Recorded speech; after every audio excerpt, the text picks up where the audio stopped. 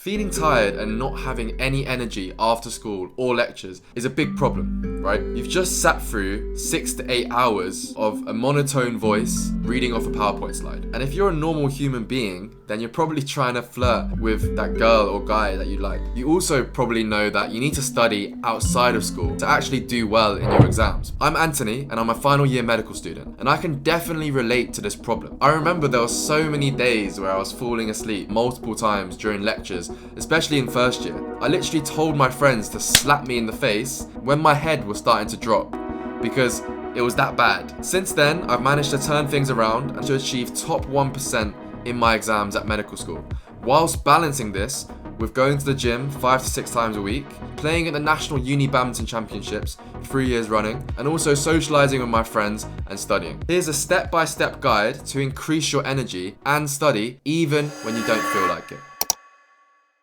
The first thing is to rearrange your routine. And you're probably thinking right now, I already wake up super early to go to school, maybe 6 a.m, 7 a.m. 99% of you will now just zone out at this point. But for the 1% of you who really internalize what I'm about to tell you, you'll fully understand the power of this technique. It's based on how our body works and how our brain was designed. In the morning, you have the most dopamine and the most energy you will ever have during the day. And dopamine is responsible for motivation and for your ability to take action. Imagine every day when you wake up, you have 100 brain points, the maximum capacity you have, but then slowly throughout the day, your brain points will diminish and they'll reduce. When we do anything, our brain is being used. For example, if you're scrolling social media, if you're studying, if you're talking to friends. So why not do the hard work, your most prioritized work, early in the morning, first thing? Something amazing happens to you psychologically when you get the hardest work done first thing. Before 99% of your peers even wakes up, you will feel better mentally. Your anxiety and stress will go down because naturally, you can now afford to be a bit more relaxed throughout the rest of the day. Hang out with friends, do whatever, without that stress and anxiety of not having got your work done yet. If you needed any more evidence to persuade you to change your routine, you also naturally have the afternoon slump, where in the afternoon, you naturally have a dip in your energy levels. And this is because of our body's internal clock, known as the circadian rhythm.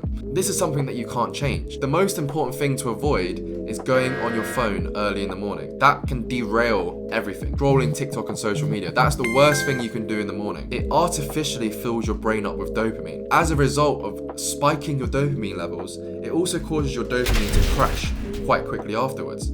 And as you remember, dopamine is responsible for motivation and your drive to take action. So if you have that dopamine crash, that's why often you'll end up just staying in bed and not having any energy or motivation to getting out of bed. So the power of changing your routine is only effective if you get out of bed first thing in the morning, you brush your teeth, you splash cold water on your face, you take a shower, and you get straight into it. Otherwise, it just won't work. The second step is understanding that exercising may make you more physically tired, but will actually increase your mental energy levels. As soon as you come home from school or after your lectures and you feel that brain fog in your head, you feel tired mentally, then one thing you can do is just push your body physically. One of the main reasons people have anxiety and they overthink and become overwhelmed is because they're too in their own head. So to get out of your own head, one of the best effective techniques is to push your body. To a lot of people, this might seem counterproductive. A lot of people might think, when I exercise, I'm gonna be so physically tired. I'm gonna be so drained. I'm just gonna wanna go to bed.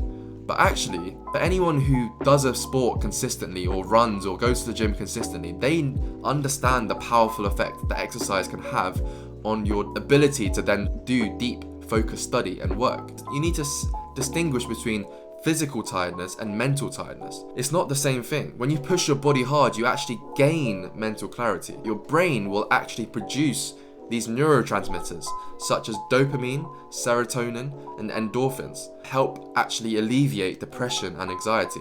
Dopamine motivates us to do action. Serotonin contributes to our sleep quality. Doing exercise will also increase your sleep quality, which will then increase your ability to then do work the next day. So you see how there's a positive snowball effect going on between exercise, your energy levels, and your ability to do work and study. The third step is developing your discipline. The ability to do hard work even when you don't feel like it. So even when you don't feel like going to the gym, you go. Even when you don't feel like studying, you study. So if cultivated, you can understand and see and visualize how powerful this will be on every aspect of your life, because how discipline works is that when you build it, it applies to everything that you do.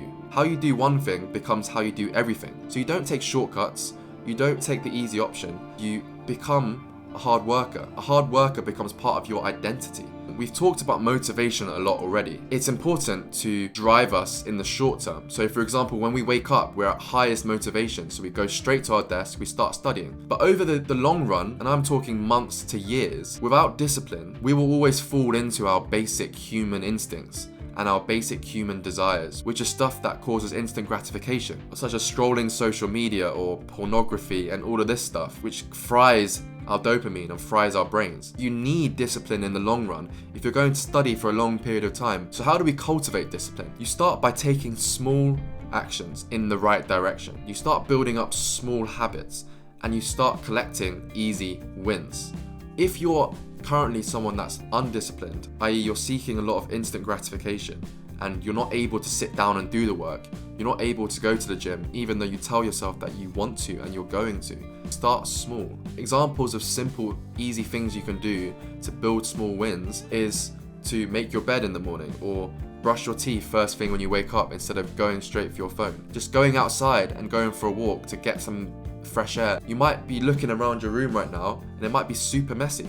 Just go tidy it. Slowly you ramp this up over time, because if you jump straight into trying to go to the gym 6 times a week, trying to study 2 hours a day consistently every day for 5 days in a row, then you're just going to relapse because you're going to give up and it's going to get too hard. So rearrange your routine to get work done before school, before your lectures. Exercise when you feel mentally tired and you have that brain fog. Develop and cultivate your discipline through small daily actions and collecting small wins. If you really internalize these 3 things, you'll become well on your way to becoming a top 1% student. If you want to level up even more on your self-improvement journey, not only get better at studying, but also fitness, productivity, and time management, then check out my free school community in the link below, where I'll be sharing everything I've learned in the last 5 years of medical school about those topics for completely free. As always, thanks for watching, God bless, and let's win together.